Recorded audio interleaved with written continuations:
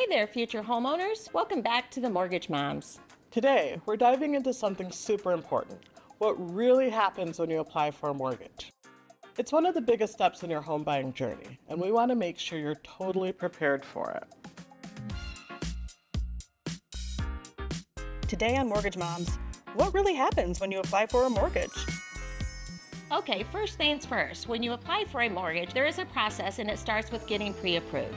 Now, that means that the lender is taking a good look at your financial situation. They're checking things like your credit score, income, debt ratio, and how much you owe versus how much you make. Basically, they want to know if you can afford to get a house. Exactly. And don't worry, the pre-approval doesn't mean you're obligated to buy a house right away. It just gives you an idea of what you can afford and shows sellers that you're a serious buyer.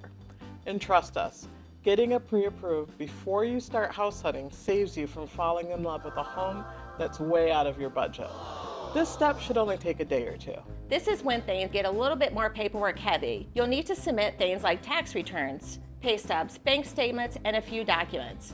The lender needs to be sure the information in the application is verified by your supporting documents. You can find a complete list of what you'll need on our website. And here's where your patience comes in. The mortgage process usually takes 30 days. Your lender will be busy getting the documents, underwriting, making sure everything is in order. And during this time, don't be surprised if the lender asks for a few extra documents or clarification. It's just all about making sure we're giving you the best loan possible. Once the underwriting is done and your loan is approved, it's time to move on to the closing process. This is where you sign a bunch of documents: your mortgage agreement, the title transfer, all the fun stuff. And that's the moment you've been waiting for. The keys are officially yours.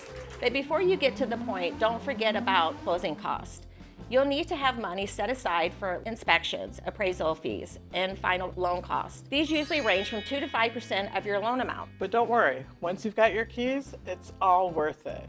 You've made it through the process, and now you get to enjoy your new home. So, to sum it up, the mortgage process starts with a pre-approval. And then once you find a home, you continue the mortgage process, and finally, you close on your loan. It's a bit of a journey, but with the right preparation, you'll be in your new home in no time. And we'll be right here to walk you through it all. Stay tuned for next time when we break down mortgage benefit programs, because let's be honest, everyone wants a discount on their loan.